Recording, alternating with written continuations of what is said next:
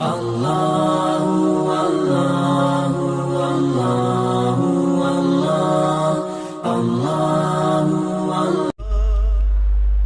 بعد اعوذ باللہ من الشیطان الرجیم بسم اللہ الرحمن الرحیم للہ ما فی السماوات وما فی الارض صدق اللہ العظیم وصدق رسولہ النبی الکریم ان اللہ وملائکتہ یصلون علی النبی یا ایہا الذین آمنوا صلوا علیہ وسلموا تسلیما الصلاۃ والسلام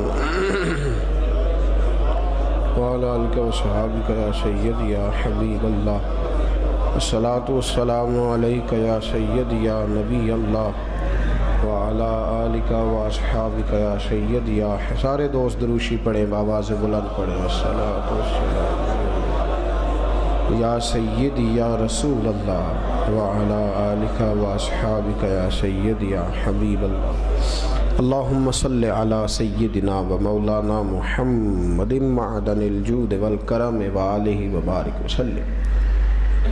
تمام تعریفیں اللہ جل مجدہ الکریم کے لیے اور ہر قسم کے درود و سلام آقا دو عالم صلی اللہ تعالی علیہ وسلم کی ذات والا صفات کے لیے حمد و صلوات کے بعد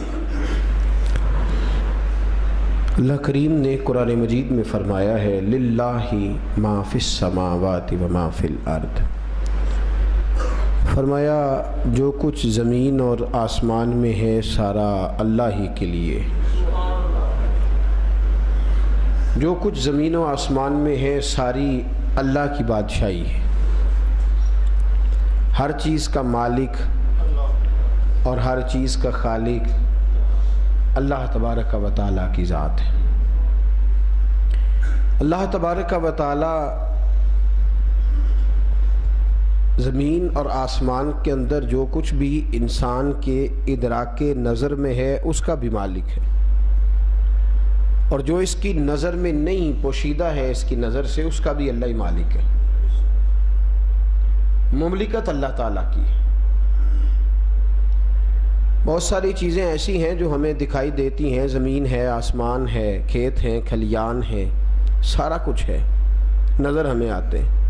کچھ ایسے جانور اور کچھ ایسی چیزیں بھی ہیں جو ہماری نظر سے پوشیدہ ہیں، ہم نے کبھی دیکھی نہیں۔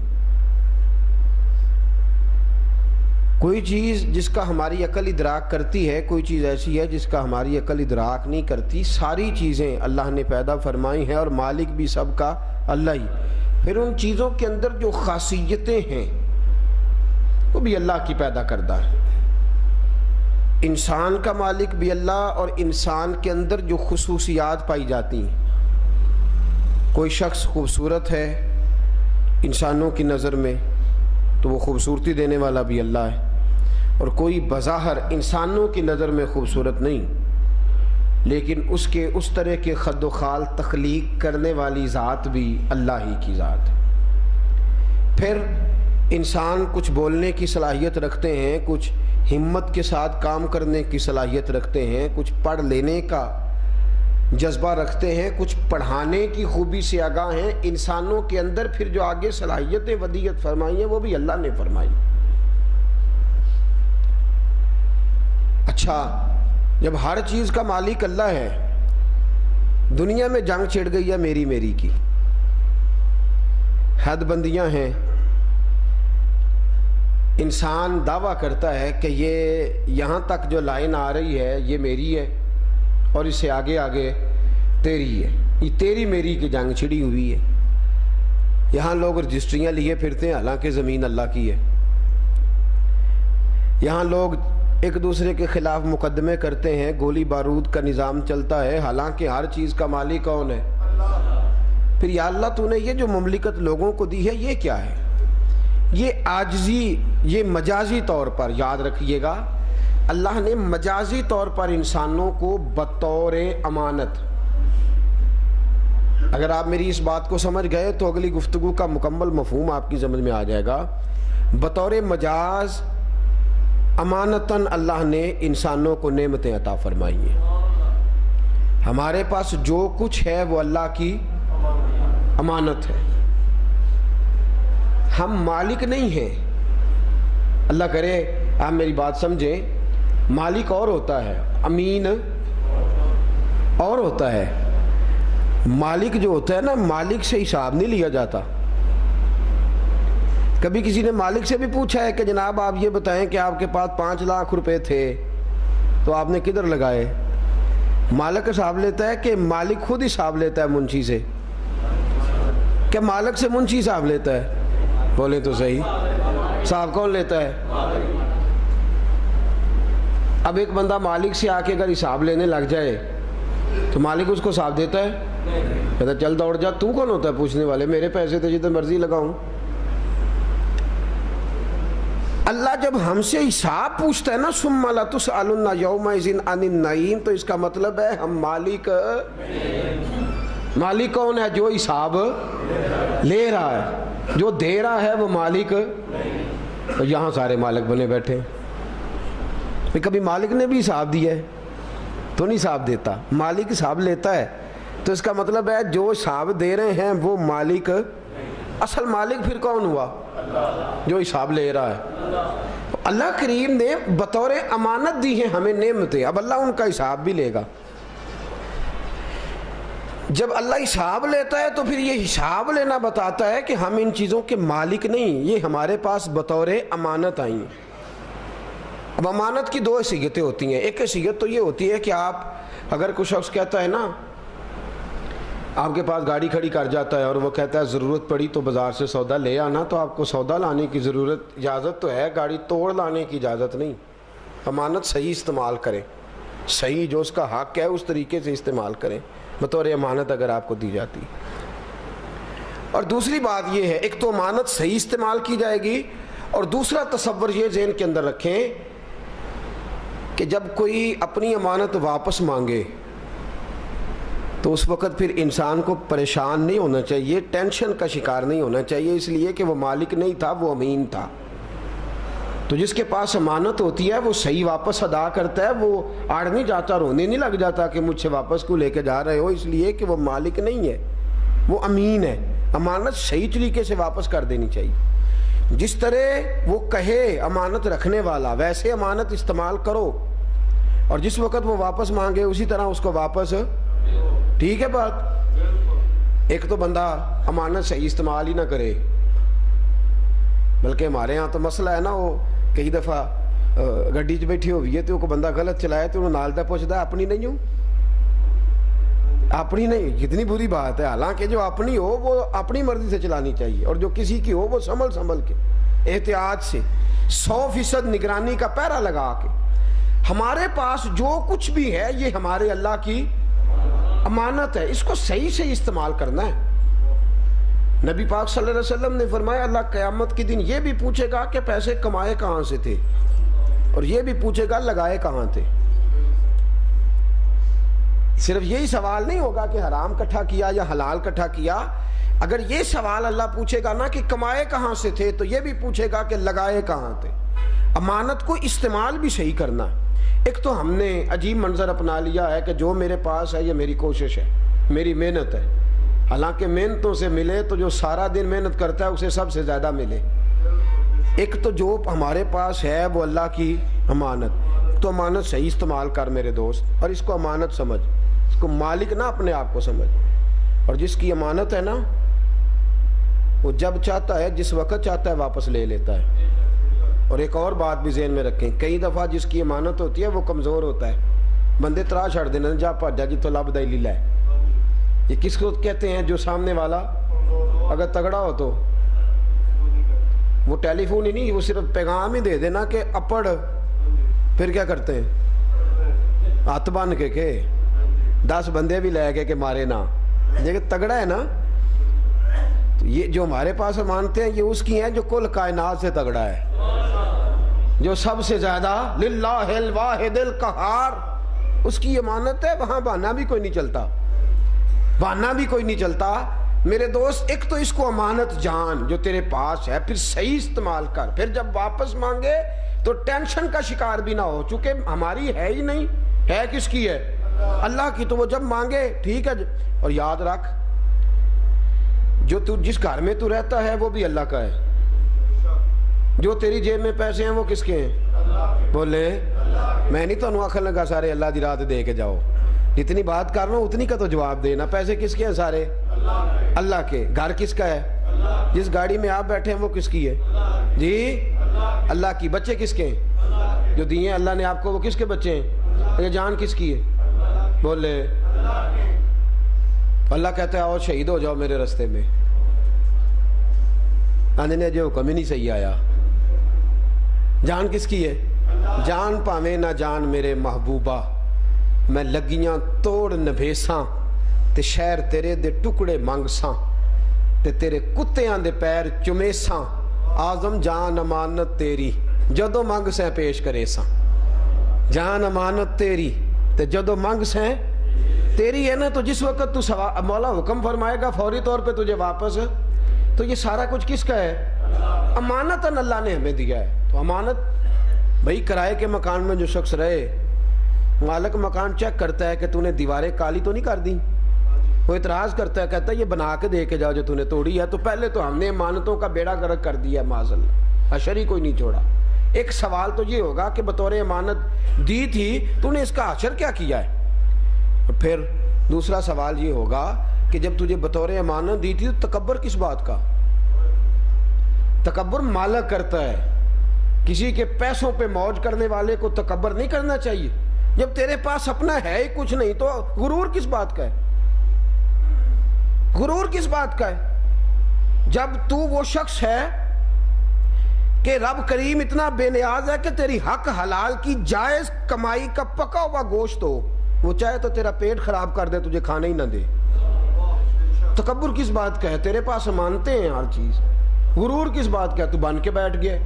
ایک تو جب تصور امانت آتا ہے نا تو پھر غرور نہیں ہوتا، جو سمجھتا ہے نا اللہ کا ہے، میرے پاس جو کچھ بھی ہے وہ اللہ کا ہے، پھر وہ اکڑ اکڑ کے نہیں چلتا۔ وعباد الرحمن الذین یمشون علی الارض ہونا، پھر رحمان کے بندے زمین پہ چلتے ہیں تو گردن جھکا کے چلتے ہیں، گردن جھکا کے چلتے ہیں، اس لیے کہ جو ان کے پاس ہے وہ ان کا نہیں، وہ اللہ کی امانت ہے۔ پھر دوسری بات یہ ہے کہ اگر آپ سمجھتے ہیں نا اللہ کی امانت ہے تو پھر یہ نہ کہا کریں اس کو کیوں دی ہے مجھے کیوں نہیں دی۔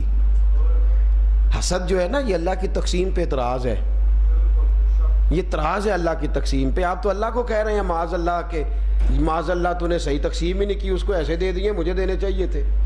تو یہ حسد بنیادی طور پہ اللہ کی تقسیم پر، تو آپ سامنے والے سے حسد نہیں کر رہے، آپ اللہ کی تقسیم پہ اعتراض کر رہے ہیں۔ میرے دوست یاد رکھ، یاد رکھ، میں آپ کو تجربے کی بات بتاتا ہوں۔ وَيَرْزُقْهُ مِنْ حَيْثُ لَا يَحْتَسِبُ، جھک جا اللہ کے بارگاہ میں، تو اللہ کے حضور جھک جا اور امانت سمجھ کے لے، امانت سمجھ کے اور شکر ادا کر۔ میرا رب فرماتا ہے لَإِن شَكَرْتُمْ لَأَزِيدَنَّكُمْ، تو پہلے والی نعمت کا صحیح شکر ادا کر، میں تجھے اور نعمتیں عطا فرما دوں گا، میں اور دے دوں گا۔ لَأَزِيدَنَّكُمْ، نون پر تشدید ڈالی، اس کو ہم کہتے ہیں کہ بات کو مضبوط کر دیا، اور مضبوط۔ لَأَزِيدَنَّكُمْ، پر میں کچی بات نہیں کر رہا، تیرا رب فرماتا ہے ضرور اور عطا فرما دوں گا، ضرور اور دے دوں گا۔ بات مضبوط فرمائی۔ میرے دوست امانت سمجھ، امانت کو صحیح صحیح طریقے سے استعمال کر، اور میرا رب فرماتا ہے حبیب ان کو کہہ دے، آپ گھر جا کے پڑھیے گا سورہ آل عمران، تو اس کی آیت نمبر 26، یہ بڑی ڈرانے والی آیت ہے، ڈر جانا چاہیے۔ اللہ فرماتے ہیں حبیب کہہ دیں، ان سے کہیں، ان سے کہیں قل اللہم مالک الملک، اے محبوب کہہ دیں ان سے کہہ دیں کہ اے اللہ تو ہی ملکوں کا مالک ہے۔ اللہ ملکوں کا مالک کون ہے؟ اللہ ملکوں کا مالک کون ہے؟ اللہ کہہ دیں کہ اللہ تو ہی ملکوں کا مالک ہے۔ تؤتی الملک من تشاء، جس کو چاہتا ہے تو ملک عطا کر دیتا ہے۔ وَتَنزِعُ الْمُلْكَ مِمَّن تَشَاءُ، اور جس کو تو چاہتا ہے اس سے ملک چھین بھی لیتا ہے۔ کیوں؟ وَتُعِزُّ مَن تَشَاءُ، تو جس کو چاہے عزت دے دے۔ وَتُذِلُّ مَن تَشَاءُ، اور جس کو تو چاہے ذلت دے دے۔ اور میرے رسول پاک علیہ السلام نے فرمایا جب اللہ ذلیل کرنا چاہے تو میرا رب چوک چراہے نہیں دیکھتا، تو گھر کی چوتھی کوٹھری میں بھی چھپا ہوا ہو تو اللہ پھر بھی تجھے رسوا کر دیتا ہے۔ جب اللہ ذلیل کرنا چاہے، اللہ ذلیل کرنا چاہے تو چوتھے مکان میں اور پھر جب اللہ عزت دینا چاہے تو تیرے پیسے، تیرا علم، تیری دولت نہیں دیکھتا، وہ جب چاہتا ہے جہاں چاہتا ہے تجھے عزت عطا فرما دیتا ہے، جب چاہتا ہے جس طرح چاہتا ہے۔ بیادک الخیر، اس لیے کہ ساری خیر اللہ کے ہاتھ میں، اور انک علی کل شیء قدیر، وہ ہر چیز پہ قادر بھی ہے، قدرت بھی رکھتا ہے جب چاہے۔ ایک تو امانت صحیح استعمال۔ حضرت عثمان غنی رضی اللہ تعالیٰ عنہ فرماتے ہیں میں اپنے مکان کی چھت پہ کھڑا تھا تو ایک بوڑھا بابا ہاتھ میں ڈنڈا لیا ہوا ہے، تو کڑاکے کی گرمی ہے، دوپہر شدید ہے،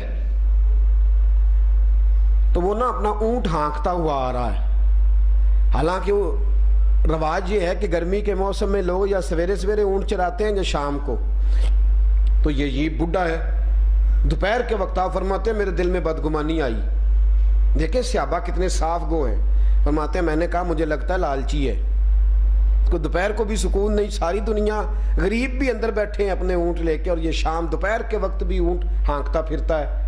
فرماتے ہیں اس آدمی کو میں نے آتے دیکھا، جب میرے قریب آیا تو میرے آنسو نکل آئے۔ یہ معاذ اللہ کو لالچی بڈھا تو نہیں، یہ تو امیر المومنین حضرت عمر فاروق ہیں۔ فرماتے ہیں پسینے سے شرابور حضرت عمر۔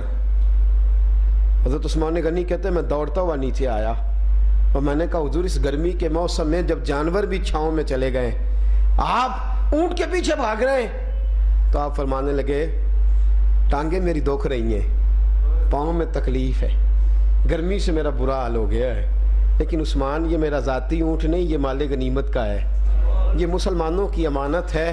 اور کہا عثمان میرے پاس جو اقتدار ہے نا، جو کرسی ہے وہ بھی میری نہیں، وہ بھی مسلمانوں کی اور میرے اللہ کی امانت ہے۔ اگر یہ اونٹ آج گم ہو گیا تو قیامت میں جواب بھی تو میں نے ہی دینا ہے نا، تو میرے پاس جو امانت آئی ہے نا، امانت میں اس کی حفاظت کر رہا ہوں، صحیح طریقے سے اس کی حفاظت کر رہا ہوں، میں نے جواب دینا ہے۔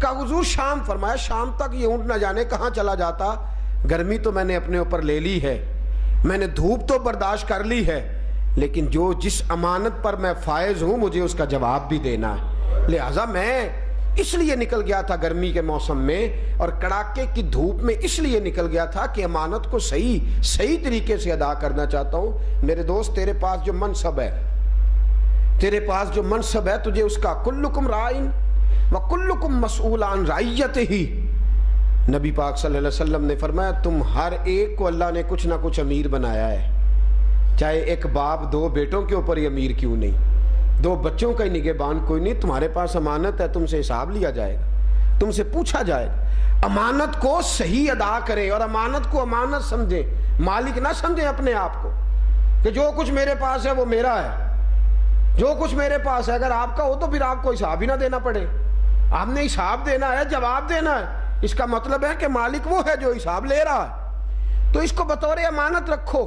ہر چیز اللہ تبارک و تعالیٰ کی امانت ہے، اس کو ذاتی ہم پتہ کیا کرتے ہیں، ہم کمال سمجھتے ہیں اپنا۔ خطیب صاحب تقریر کرتے ہیں تو باقی پہ اعتراض کرتے ہیں، کہتے ہیں انہوں گال ہی نہیں کرنی ہوندی، انہوں جانچ ہی نہیں۔ اللہ کے بندے تیرے پاس جو بولنے کی صلاحیت ہے یہ تیرا کوئی ذاتی کمال نہیں، یہ خدا بند کریم کی عطا ہے۔ تو سجدہ شکر بنتا تھا، تکبر نہیں بنتا تھا، سجدہ شکر بنتا تھا، تکبر نہیں بنتا تھا۔ اور صاحب جس نے اپنے بچوں کی اچھی تربیت کر لی ہے اور جس کے بچے اچھی جگہ پہ، معاذ اللہ تعالیٰ تھوڑے دن پہلے ایک بڑی تکلیف والا معاملہ ہوا، بڑی تکلیف والا معاملہ، اخبار میں پڑھ رہا تھا تو وہاں ایک بڑے معزز آدمی کو ایک بڑی تکلیف ہوئی کہ اس کی بیٹی نے خود جا کے شادی کر لی، خود جا کے۔ اب یہ اتنی بڑی تکلیف ہے، اتنا بڑا درد ہے کہ وہ جانتا ہے جس کے اوپر یہ بیتتی ہے، اور ہم کیا ہیں، ہمارا انداز بڑا عجیب ہے بات کرنے کا، سٹائل بڑا رنگ والا ہے اور بڑی عجیب ہماری طبیعت ہے۔ وہ ایک صاحب، میں نے کہا یار دیکھو کتنی تکلیف ہے، بچیاں بچے کیا کر رہے ہیں، تو کہنے لگے نہیں جی سارا پتہ ہوتا ہے ماپیاں نو، سارا پتہ ہوتا ہے۔ میں نے کہا نا، اگر تیرے بچے نیک ہیں تو اسے خدا کا فضل سمجھ، اسے اللہ کا کرم سمجھ، اسے اللہ کی رحمت سمجھ۔ میں نے اولیاء اور صوفیاء اور علماء کے بچے بگڑتے دیکھیں، اور میں نے تو یہاں تک پڑھا ہے کہ نوح علیہ السلام کشتی میں بیٹھے تھے اور بیٹا کافر ہونے کی وجہ سے دریا میں غوطے کھا رہا تھا، تو آپ کیا سمجھتے ہیں معاذ اللہ حضرت نوح نے تربیت صحیح نہیں کی تھی؟ تو امانت سمجھ اللہ کی، جو اللہ نے نیک اولاد دے دی ہے یا تیرے لیے کوئی تابع دار 4 لوگ بنا دیا، تو تکبر کرتا پھرتا ہے. انہیں جی بالا نو روٹی نہیں لال دی کھوائی، انہیں جی نے تربیت ہی نہیں ٹھیک کی تھی، جدو آپ دے کام کریے تو کیسی بات کر رہا ہے تو تکبر میں آ گیا. اگر تیرے بچے تجھے سلوٹ کرنے لگ گئے ہیں تو تنقید کرنے لگ گیا. امانت سمجھ اولاد اللہ کی امانت. یہ اللہ نے تجھے نیک اولاد دے کے امانت دیا، شکر کیا کر. تیرے پاس جو ہے وہ تیری محنتوں کا نتیجہ نہیں، وہ میرے اللہ کے فضل کا نتیجہ ہے، وہ میرے خدا کی رحمت اور اس کے کرم کا نتیجہ. جھک جایا کر، عطا کیا کر. میں کچھ عرصہ پہلے میرا ایک دوست ہے ایک جگہ کا رہنے والا، تو وہ موٹر سائیکل کے اوپر نا دکانوں پہ، بڑا اچھا شریف النفس انسان ہے، وہ موٹر سائیکل کے اوپر دکانوں پہ بسکٹ وغیرہ ٹافیاں وغیرہ محنت کرتا ہے. اور فیملی میں ساری جانتا ہوں محنت کر کے کمانے والے لوگ ہیں.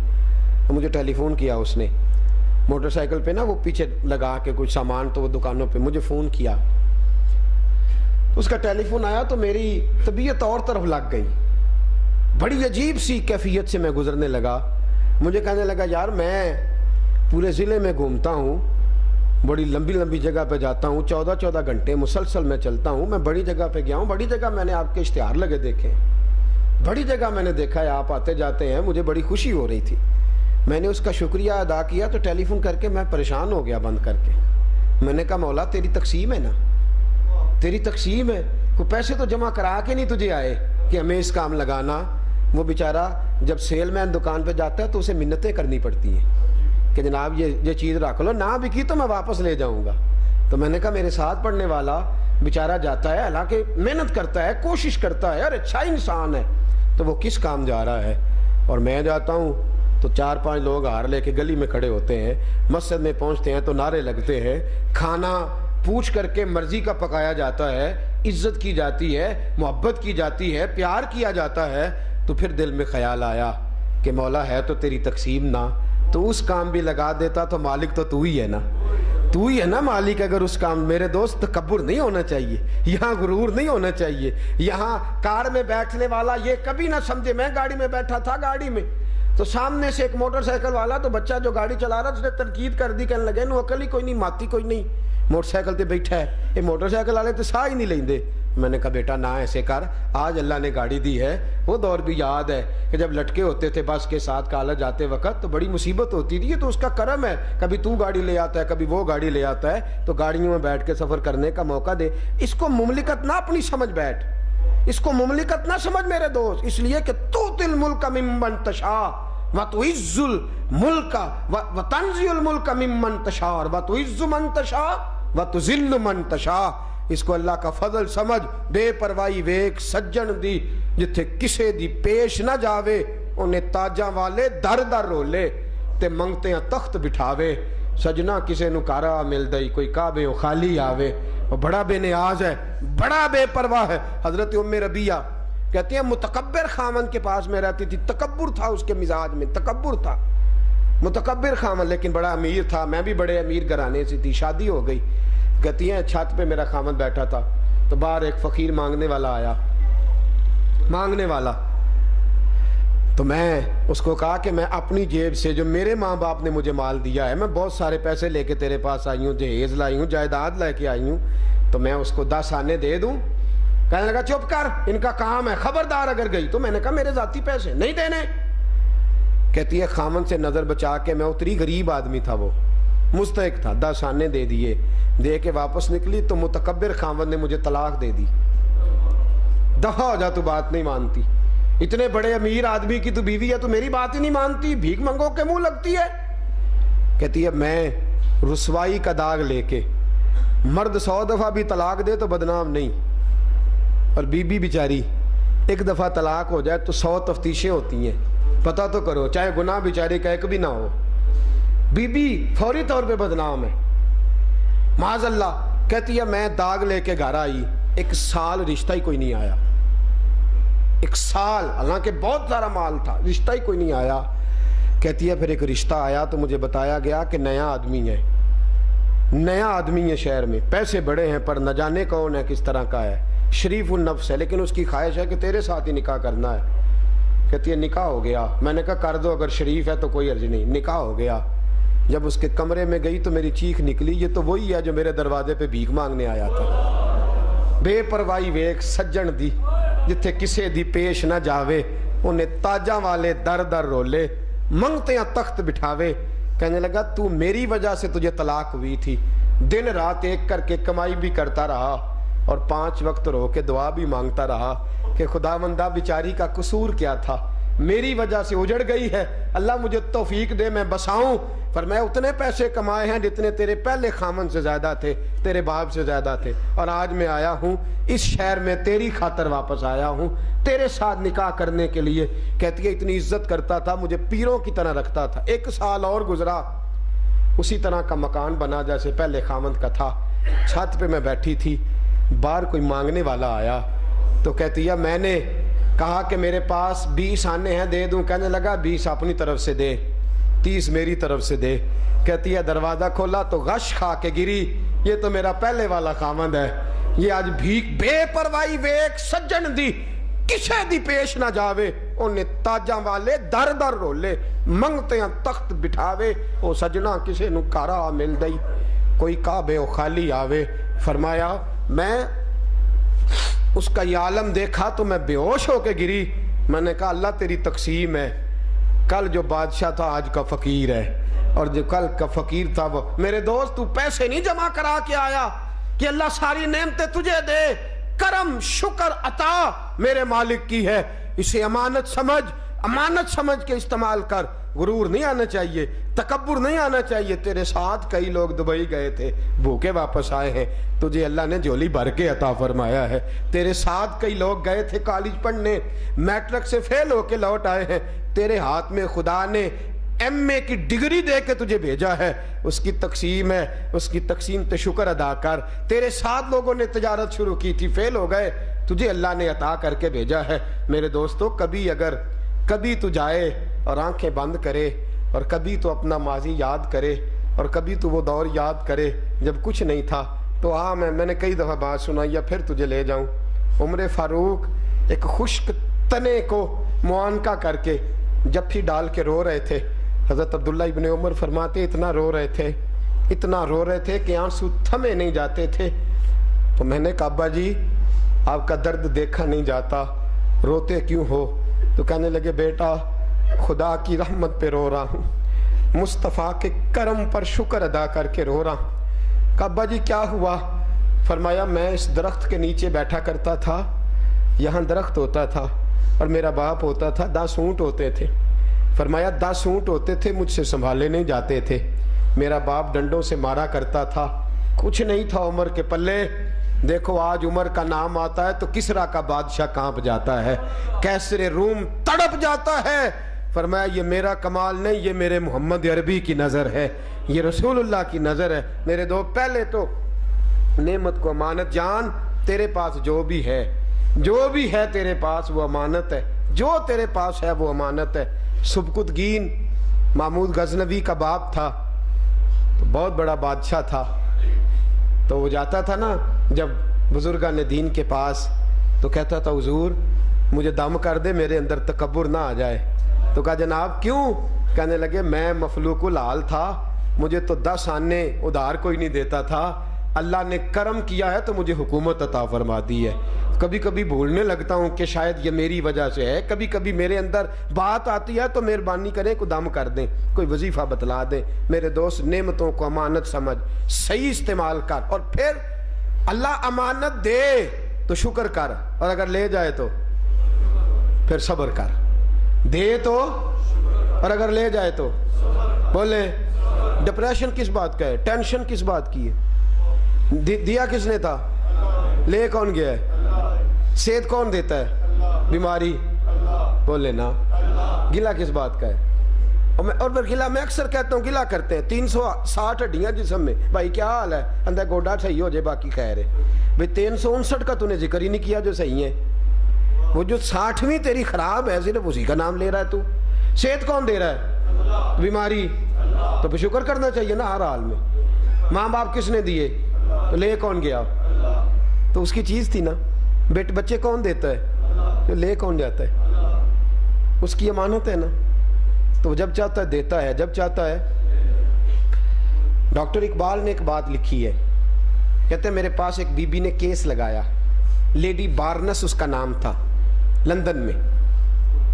اقبال حکیم الامت کہتے ہیں، اور اقبال تو خیر اس زاویے کو بڑا، وہ کہتے ہیں اس سے بڑھ کر اور کیا ہو فکر و عمل کا انقلاب، اس سے بڑھ کے، کہتا یہ سب سے بڑا انقلاب میرے نبی نے برپا کر دیا، سوچ کا بھی عمل کا بھی، اس سے بڑھ کے اور کیا ہو فکر و عمل کا انقلاب، بادشاہوں کی نہیں اللہ کی ہے ساری زمین، یہ بادشاہوں کی نہیں اللہ کی ہے، اس سے بڑا انقلاب اور کیا ہوگا، اس سے بڑھ کے شاخ گل پر آشیانہ کب تیری جاگیر تھا، بس غنیمت جان جتنا کہ گزارا ہو گیا، شاخ گل پہ آشیانہ کب تیری جاگیر تھا، بس غنیمت جان جتنا کہ گزارا ہو گیا، جتنے دن اس نے تجھے گھونسلہ بنانے دیا شکر ادا کر، تیری کو جاگیر تھوڑی تھی، جتنے دن اس نے بنانے دیا شکر ادا کر۔ کہتے ہیں ڈاکٹر اقبال کے لیڈی بارنس اس کا نام تھا، ایک ہوٹل کی مالکہ تھی، خاوند اس کا فوجی تھا، میرے پاس اس نے کیس لگایا تو کیس اس کا کچھ سال چلا، تو کہتے ہیں پہلے وہ بی بی آتی تھی تو اس کا رنگ روپ انگریزوں جیسا تھا، 6 ماہ کے بعد آئی تو مسلمانوں جیسے لباس پہننے لگ گئی، مسلمان، تو میں ڈاکٹر صاحب کہتے ہیں میں نے اس کو کہا کہ تو بدل کیسے گئی ہے، تو کہنے لگے مسلمانوں کے ایمان کی پختگی نے مجھے بھی ایماندار کر دیا ہے، ایمان کی پختگی نے مجھے بھی، بولیے، کہنے لگے میں نے کہا واقعہ تو سنا دو، کہنے لگے آپ کو پتا میں ہوٹل چلاتی ہوں، تو ایک چھوٹا سا گاؤں ہے ہمارے شہر کے باہر، لندن میں ایک چھوٹی سی آبادی ہے، پرانی بات کرتے ہیں، تو کہتے ہیں یہاں مسلمانوں کا ایک گھرانہ آباد ہے، تو ایک بوڑھے بابا جی ہیں میرے پاس کام کرتے تھے، برتن دھوتے تھے ہوٹل میں، بزرگ آدمی تھے، تو میں نے پوچھا بابا جی جب وہ آئے تو میں نے پوچھا آپ کے فیملی میں کتنے ممبران ہیں، تو کہنے لگے کہ ایک بیٹا ایک بہو ہے اور ایک پوتا ہے، باقی کوئی نہیں، اور بیٹا کچھ ٹھیک نہیں رہتا، بیمار رہتا ہے، تو اس لیے میں کام کرتا ہوں۔ کہتی ہے ایک دن بابا جی آئے میرے پاس کھڑے ہوئے، کہنے لگے میم صاحب اجازت ہے گھر جانا ہے، تو میں نے کہا کیا ہوا، کہنے لگا میرا جوان بیٹا انتقال کر گیا ہے، کہتی ہے میں کچھ لکھ رہی تھی قلم میں نے چھوڑ دی، اس لیے کہ باپ کا جنازہ اٹھانا آسان ہے، بیٹے کا جنازہ اٹھانا پڑ جائے تو کمر ٹوٹ جاتی ہے، کہتے میں نے قلم چھوڑ دیا اور میں نے کہا کہ بزرگوں آپ خوشی سے جائیے اور مرضی سے دن گزاریے، کہتی ہے وہ شخص 2 آنسوؤں کے قطرے آنکھوں میں لیے رخصت ہو گیا۔ اقبال کو بھی بات سنا رہی ہے، اور اقبال اس کو بیان کرتے ہیں، پروفیسر عبد الغنی نے اقبال کے حوالے سے ایک کتاب لکھی ہے، اس میں انہوں نے اس کو درج کیا ہے، وہ کہتے ہیں کہ کہنے لگا کہ چلا گیا بابا جی، کہتے 2-3 دن کے بعد میں گئی ڈھارس بندھانے، تو بابا جی بیٹھے ہیں پھوڑی ڈال کے چٹائی بچھا کے، تو کہتی ہے میں نے کہا کہ ایک ہی جس کا بیٹا ہو وہ بھی گزر جائے کہ پلے کیا رہتا ہے، کہ میں نے کہا کہ بزرگوں مجھے نہیں پتا آپ کا عقیدہ کیا ہے، پر جو ہونا تھا وہ تو ہو چکا، میں نے سمجھا اب یہ شخص آئے گا نہیں شاید، تو کہتی ہے 2 قطرے پھر آنسو گرے، لیکن اس شخص کا اطمینان اور اس کا اپنے رب پہ یقین، کہنے لگا بی بی میں پرسوں نوکری پہ آ جاؤں گا، تو میں نے کہا تیرا بیٹا انتقال کر گیا، تو کہتی اس نے انگلی اٹھائی آسمان کی طرف، حالانکہ علماء نے بعض اوقات ایسا کرنے سے منع کیا، کہتے ہیں اللہ صرف اوپر نہیں اللہ تو ہر جگہ ہے نا، کہتے اس نے آسمان کی طرف انگلی اٹھائی اور عجیب تصور امانت ہے اس کے ذہن میں، کہنے لگا بی بی وہ تو اللہ کی امانت تھی، توجہ ہے آپ کی، وہ تو اللہ کی امانت تھی، اس نے اپنے کرم سے دیا تھا، اپنے فضل سے لے گیا، میں کون ہوتا ہوں، وہ تو میرے رب کا تھا، اسی نے دیا تھا، وہی میں آؤں گا پرسوں۔ کہتی ہے میں گھر آ گئی اور میرا شوہر فوجی تھا، اس کو بلایا، میں نے کہا اس شخص کا وہ انگلی کرنا اور آسمان کی طرف اشارہ کرنا، کوئی ایسی ہستی ہے جس نے اس کے دل کو سہارا دے رکھا ہے، میں خدا کو مانتی نہیں، میرا عقیدہ ہی کوئی نہیں، لیکن کہتی ہے میرے دل کو کوئی تو ہے نا جس کے بارے میں جوان بیٹا ڈھیر ہو گیا ہے، پھر وہ کہتا ہے اللہ اللہ، کیسا تصور ہے اس کے ذہن میں، کہتی ہے اقبال سے کہنے لگی ڈاکٹر صاحب ٹھیک 8 ماہ کے بعد وہ بابا جی پھر آئے اور میرے دفتر میں کھڑے ہو کے کہنے لگے میم صاحب چھٹی چاہیے، گاؤں جانا ہے، تو میں نے کہا خیریت ہے، کہنے لگے میری بہو بھی انتقال کر گئی ہے، کہتے ہیں میرے دل میں پھر چوٹ آئی کہ اب تو گھر کا دروازہ ہی بند ہو گیا ہے، کہتے ہیں میں نے گاڑی ساتھ روانہ کی کہ بزرگوں کو بڑی تکلیف آئی ہے، جاؤ ساتھ لے جاؤ، کہتے ہیں گھر پہنچایا، 3-4 دن کے بعد شوہر کے ساتھ میں گئی تعزیت کرنے، اور کہتی ہے جب پہنچی اطمینان سے وہ بوڑھا آدمی جس کے ہاتھ بھی اب کامتے ہیں وہ بیٹھا ہے. تو میں نے درد بھرے لہجے میں کہا, میں نے کہا بزرگوں بڑا افسوس ہوا, آپ کی بہو بھی رخصت ہو گئی. کہنے لگے, پھر اس کی انگلی اٹھی اور کہنے لگا میری تو نہیں تھی, وہ تو میرے اللہ کی عطا تھی. اللہ ہی بیٹیاں دیتا ہے اور اللہ ہی لے جاتا ہے. فرمایا اللہ لے گیا ہے, میں کیا کر سکتا ہوں؟ نہ میں نے دینے میں کوئی زور لگایا تھا اور نہ اس کے واپس جانے میں میری کوئی عمل دخل ہے, وہ لے گیا. لیڈی بارسن کہتی ہے ڈاکٹر صاحب ہم دونوں میاں بیوی گھر آ گئے, سارے رستے ڈسکس کرتے آئے کہ نہ جانے کیا طمانیت ہے اس عقیدے میں, نہ جانے کیا پختگی ہے ذات خدا میں کہ گھر کا دروازہ بند ہو گیا ہے. اور بابا جی کہنے لگے فکر نہ کریں, وہ تو اللہ کا کام تھا, امانت تھی, وہ لے گیا, میں 4 دن کے بعد نوکری پہ آؤں گا. کہتی ہے 3 سال کا پوتا بابا ساتھ لے آیا, برتن دھوتا رہتا, پوتا کھیلتا رہتا, وہ کام کرتا رہتا, پوتا اس کے پاس رہتا, فارغ ہوتا تو نماز پڑھتا, چھاتی پہ پوتے کو لٹا کے سو جاتا. ایک دن ایک آدمی دوڑا آیا کہ حضرت جی, کہنے لگا بی بی جی میم صاحبہ وہ بابا جی کا پوتا بڑا بیمار ہے. کہتی میں نے ٹیلی فون کر کے ایمبولینس منگائی, گود میں پوتے کو اٹھائے وہ شخص ہسپتال گیا, اور جب واپس ٹیلی فون آیا تو مجھے پتا چلا کہ اس کا پوتا بھی انتقال کر گیا ہے. وہ بی بی کہنے لگی وہ پوتے کو اٹھائے, واپس آیا, اس کی سفید داڑھی پہ جب ہنسو گرے تو مجھے بھی یوں لگا کہ جیسے کوئی گہرا صدمہ آج مجھ پر ہو گزرا ہے. کہتی ہے وہ شخص آ کے کھڑا ہوا تو میں نے کہا یہ گیا. کہتی ہے پھر گاؤں میں ہم ساتھ گئے, قبر کھودی, جنازے میں 6-7 لوگ تھے, چونکہ بستی وہ مسلمانوں کی نہیں تھی.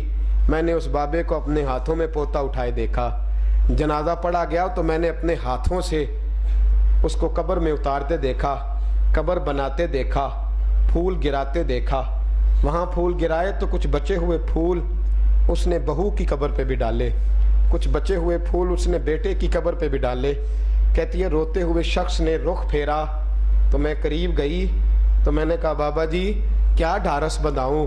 کہنے لگے مجھے تیرے ڈھارس کی ضرورت نہیں, تو غیر مسلم ہے, میرا اللہ کافی ہے میرے دل کو سکون دینے کے لیے, میرا رب کافی ہے. میرے مالک نے کہا ہے انا للہ وانا الیہ راجعون, اللہ کی طرف سے آئے ہیں, اللہ کی طرف لوٹ جانا ہے. فرمایا اس کی امانت ہے, بچے وہ لے گیا. اور کہنے لگا چل میں تیرے برتن دھوؤں گا, محنت کی کمائی سے روٹی کھاؤں گا, اور میں بھی اس کی امانت ہوں, جب مر جاؤں گا تو وہ بھی مجھے لے ہی جائے گا, وہ لے جائے گا. کہتی ہے رات بھر ہم میاں بیوی سوچتے رہے کہ ہم تو ذرا ذرا سی چیز جانے پہ ٹینشن کا شکار ہوتے ہیں, اس کی تو کائنات اجڑ گئی ہے, اس کو کوئی پریشانی نہیں. کہتے ہیں سویرے میں نے کہا جا کسی مولوی کو لا اور ہم دونوں کو بھی کلمہ پڑھا دے, ہم بھی تیرے جیسا سکون حاصل کرنا چاہتے. لا کلمہ پڑھا. کہتی ہے ڈاکٹر صاحب ہم مسلمان ہو گئے اس لیے کہ وہ جو تصور امانت ہے مسلمان کا کہ جو تھا اللہ کا اور جو لے گیا وہ بھی اللہ ہی لے گیا. میں یہ اس کو واقعہ نہ رہنے دوں, میں بات کو پختہ کر دوں. بخاری کی حدیث ہے, حضرت سفیان بن عینیہ حدیث کے راوی ہیں. حضرت ابو طلحہ کا بچہ بیمار ہے. جناب ابو طلحہ رضی اللہ تعالیٰ عنہ مزدوری کرنے والے آدمی ہیں, مشقت کرنے والے, صبح جاتے ہیں دیر سے گھر آتے ہیں, بیمار بیٹا چھوڑ کے حضرت ابو طلحہ گئے ہیں. رات گہری سناٹا چھایا, واپس آئے ہیں, پیچھے سے بیٹا انتقال کر گیا ہے, اور بیٹا ایک ہی ہے, بیٹا انتقال کر گیا. بیوی نے بیٹے پہ چادر ڈال دی ہے, آتے ہی پوچھتے ہیں بیٹے کا کیا حال ہے, تو کہتی ہے آرام میں ہے. بیٹا اب بولیے گا, یہاں تو بیبیاں شور مچا مچا کے کاکروچ نکل آئے نا گھر میں تو شاید 15 گھر کٹھے ہو جائیں, لیکن تصور امانت جو مسلمان کا عقیدہ ہے, وہ ڈھارس, وہ قاعدہ, وہ مزاج. حضرت ابو طلحہ رضی اللہ تعالیٰ عنہ اپنی بیوی سے پوچھتے ہیں کیا حال ہے, تو کہتی ہے آرام میں ہے بیٹا, آرام میں ہے.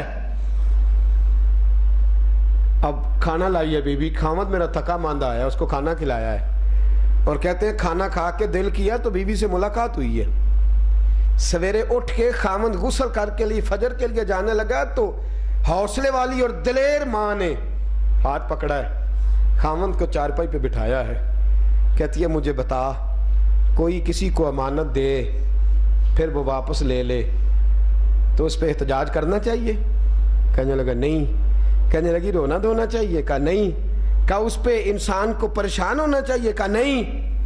تو پھر بیوی کے آنسو نکلے ہیں، پھر وہ روئی ہے اور کہنے لگی بیٹا اللہ کی امانت تھا، اللہ کی امانت تھا، وہ کل ہی انتقال کر گیا، پر میں ماں تھی، میں نے سارا درد اپنے سینے میں سمیٹ لیا ہے، میں نے سارا کچھ اپنے جگر میں محفوظ کر لیا ہے، تجھے میں نے تکلیف نہیں آنے دی، بیٹا کل کا اللہ کو پیارا ہو گیا ہے۔ پھر اٹھے ہیں، اس کے چہرے سے کپڑا ہٹایا ہے، غسل کفن دفن کا بندوبست کیا ہے، مسجد میں داخل ہوئے ہیں تو غیب جاننے والے رسول دیکھ کے مسکرائے ہیں، فرمایا تیرے حوصلے میرے خدا کو بڑے پسند آئے ہیں، تیری بیوی کے جذبے میرے اللہ کو بڑے بھائے ہیں، اس کا تصور امانت اللہ کو بڑا پسند آیا ہے۔ حضرت سفیان بن عینیہ فرماتے ہیں رسول پاک نے فرمایا جو تو نے اپنے بیوی سے ملاقات کی ہے اللہ یقیناً اس میں برکت فرمائے گا، اللہ یقیناً اس میں، اولاد کس کی؟ لے کون گیا؟ انا للہ و انا الیہ راجعون، میرے محبوب کی گود میں رسول پاک کے صاحبزادے نے دم توڑ دیا ہے، تو حضور فرماتے ہیں دل میرا ٹوٹا ہے، آنکھیں میری برس رہی ہیں، پر میری زبان پہ وہی جملے ہیں جو میرے اللہ کی رضا ہے، میرے اللہ کی رضا ہے۔ فرمایا حضرت سفیان بن عینیہ نے کہ نبی پاک نے دعا دی، کہا اللہ تبارک و تعالی فضل فرمائے، اللہ تبارک و تعالی فضل فرمائے اور رب کریم اس میں برکت دے۔ حضرت سفیان بن عینیہ فرماتے ہیں میں نے ابو طلحہ کے 9 بیٹے دیکھے ہیں۔ کتنے؟ سارے بولیے۔ تو پچھلی امانت صحیح ادا کرنا، جے تیرا ویہار چنگا ہوئے گا تو تینوں اگوں بھی لب جائے گا، تو جے تیرا ویہار ہی چنگا نہیں تے اگوں کو نال ٹرے گا۔ اللہ نے تجھے بیٹا دیا، رب لے گیا، تو کفر بولنے لگا، ہائے ظلم ہو گیا، یا اللہ تجھے ظلم کرنے کو، میرا معاذ اللہ تعالیٰ اللہ کو ظالم کہنے والا تو کافر ہے۔ تو پہلے صحیح معاملہ رکھ، لَئِن شَكَرْتُمْ لَأَزِيدَنَّكُمْ، اللہ نعمتیں اور دے گا۔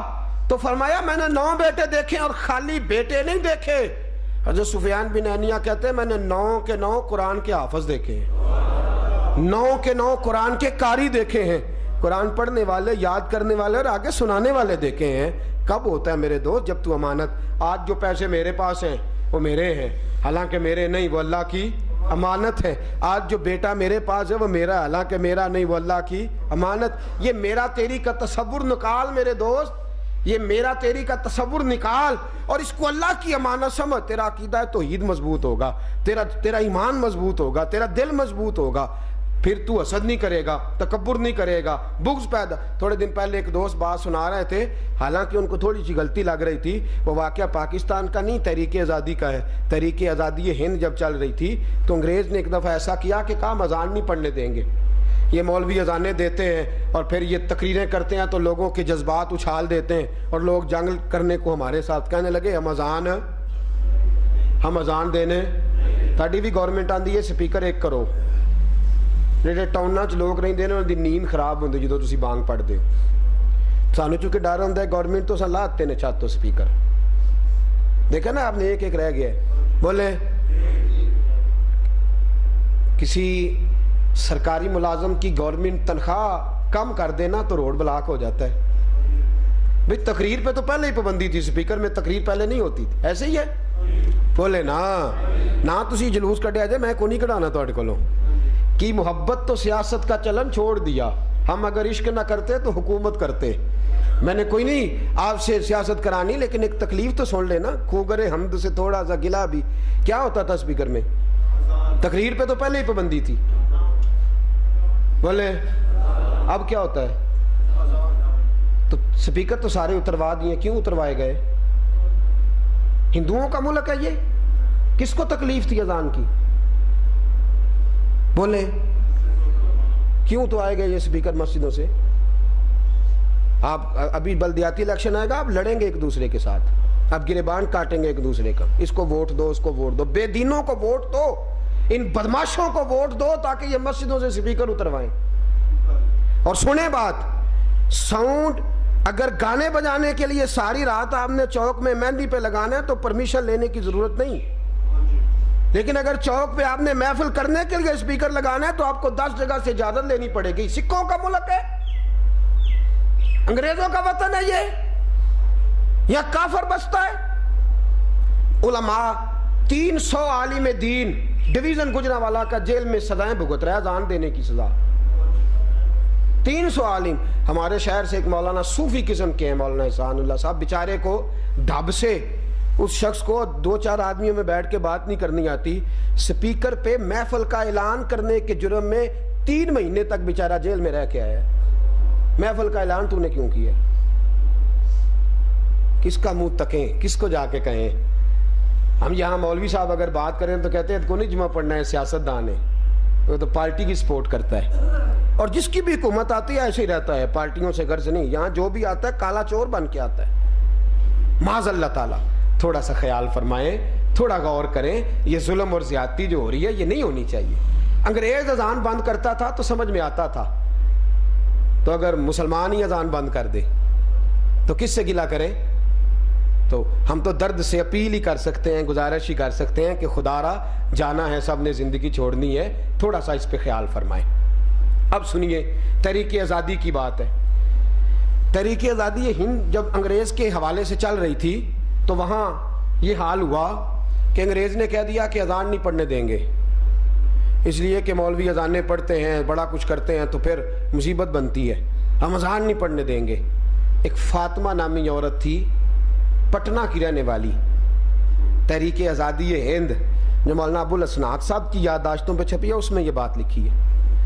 پٹنہ کی رہنے والی فاطمہ نامی عورت, تو برٹش گورنمنٹ کا جو سب سے بڑا سپہ سالار تھا اس کے گھر کے باہر وہ بیٹھی ہے بی بی, تو اپنی مرضی سے وہ باہر نکلا نا, تو کہنے لگی میں نے سنا ہے تو اذان نہیں پڑھنے دیتا, اذان نہیں پڑھنے دیتا. کہنے لگا ہاں لوگ اذان پیدا کرتے ہیں. کہتی ہے میں اذان سنانے آئی ہوں. کہنے لگا پابندی ہے, 9 بیٹے بی بی لے کے آئی ہے ساتھ, 9 بیٹے, اور انہوں نے لکھا ہے کہ 9 کے 9 بچے اس کے قرآن پاک کے حافظ تھے, اور 9 کے 9 بچے اس کے مولانا فضل حق خیر آبادی کے مرید تھے رحمت اللہ علیہ. اس نے آواز دی, کہنے لگی بیٹا آنا ذرا اذان پڑھنا. ایک بیٹے نے اذان شروع کی, ایک بیٹے نے, اور ابھی اس نے 2 دفعہ صرف اللہ اکبر کہا تھا. تیسری دفعہ اللہ اکبر کہا تو اس کے سینے میں گولی لگی ہے, اور چوتھی دفعہ اللہ اکبر اس نے کہا تو گرتے ہوئے کہا ہے. تو ماں کہتی ہے بیٹا اذان میں تعطل آ جائے تو اذان صحیح نہیں ہوتی. پیچھے سے ایک بیٹا اور دوڑا آیا ہے, اور بھائی نے جہاں سے اذان چھوڑی تھی اس نے وہاں سے اذان شروع کر دی ہے. اشہد اللہ الہ الا اللہ, اشہد اللہ الہ الا اللہ. دوسری دفعہ کہا ہے تو گولی آئی ہے اور بیٹا گر گیا ہے. تیسرا بھائی دوڑا آیا ہے تو اس نے 2 دفعہ پڑھا اشہد ان محمد رسول اللہ, گولی آئی ہے, وہ بھی گر گیا ہے, گر گیا ہے. 2 دفعہ کہہ سکا ہے. تیسرا آیا ہے تو بس 2 دفعہ حی علی الصلاۃ کہہ کے گولی کھا کے گر گیا ہے. چوتھا آیا ہے حی علی الفلاح کہا تو گر گیا ہے. 5ویں نے 2 دفعہ اللہ اکبر کہا ہے تو گر گیا. 6ٹھے نے لا الہ الا اللہ کہا ہے تو سینہ چھلنی ہے. اذان مکمل ہو گئی تو فاطمہ کیا کہتی ہے؟ کہتی ہے فضل حق خیر آبادی کے درس میں بیٹھتی ہوں, سیدہ فاطمہ کا نام لے لے کے جیتی ہوں. ابھی تو میں نے 6 بیٹے قربان کیے ہیں اور میرے مصطفیٰ کی اذان مکمل ہو گئی ہے, 3 تو میرے ابھی باقی ہیں, 3 تو ابھی باقی ہیں. تو وہ کہنے لگا مجھے باقی باتوں کا نہیں پتا, اذان کا معاملہ کیا ہے یا میں نے کیا کرنا ہے. بی بی یہ بتا کہ ماں تو مر جاتی ہے اور تیرے 6 بیٹے تیرے سامنے تڑپتے رہے اور تو نے آنکھ پہ آنسو تک نہیں آیا. تو کہنے لگی میری پھوپھی کی بیٹی بے اولاد ہے, میری فلاں بہن کا 1 بچہ ہے, فلاں کے 3 ہوئے تو چلے گئے. یہ میرے بیٹے نہیں, یہ اللہ کی امانتیں تھی, دی بھی اللہ نے تھی, لے بھی اللہ ہی گیا ہے. تو بستر پہ بھی تو مرنا تھا. میں خوش نصیب نہیں جس نے 6 کے 6 بیٹے محمد کے نام پہ قربان کر دیے. میں خوش نصیب نہیں کہ اللہ جس دھج سے کوئی مقتل میں گیا وہ شان سلامت رہتی. جان کی کوئی بات نہیں, یہ جان تو آنی جانی ہے. جان اللہ لے جائے گا کہ نہیں؟ جہاں مرضی قید ہو جاؤ تو امانت کس کی ہے؟ تو اگر راہ شہادت میں دے دو گے. میرے محبوب علیہ السلام کے زمانے میں حضرت عمر بن جموع کی بیوی 4 بیٹے لے کے خامد لے کے آئی ہے میدان احد میں. 4 بیٹے اس نے شہید کرائے ہیں. کہتی ہے اللہ کی امانت ہے, خامد شہید ہوا ہے. اور پھر حضور کی بارگاہ میں جا کے کہتی ہے سونیا پلو میں نے جھاڑ دیا ہے لیکن میری جان ابھی باقی ہے. حضور جو میرے پلو میں تھا نا 4 بیٹے خامد وہ میں نے جھاڑ دیا اس لیے کہ میرے نہیں تھے, اللہ کی امانت تھے, اللہ نے مجھے عطا فرمائے تھے. 4 بیٹے میں نے دے دیے ہیں, خامد دے دیا ہے, پلو جھاڑ دیا ہے. لیکن سانسوں کی ڈوری باقی ہے. سونیا تو جہاں کہے گا میں وہیں خون نچھاور کر دوں گی, میں وہیں جان دے دوں گی. اور میرے دوستو امانت سمجھ اللہ کی نعمتوں کو, اور ایک تو امانت سمجھ کے استعمال کر, تکبر میں نہ. اور دوسرا میرا دوست جب اللہ اپنی امانت واپس مانگے تو پھر اس کی راہ میں اڑا نہ کر, پھر یہ نہ کہا کر کہ یہ کیسے ہو گیا, یہ کس طرح ہو گیا, پھر ناشکری کا جملہ زبان سے ادا نہ کیا کر. پھر ہنسی خوشی آمنا و صدقنا انا للہ و انا الیہ راجعون, اللہ کی طرف سے آئے ہیں, اللہ کی طرف لوٹ جانا ہے. پھر اس رنگ میں اس کی امانتیں جب وہ مانگے واپس کر دیا کر. اس تصور سے جب تو جیے گا پھر تو ٹینشن اور ڈپریشن کی طرف نہیں آئے گا. پھر تیرے اندر ایمان پختہ ہوگا, سکون قلب, اطمینان روح تجھے نصیب ہوگا.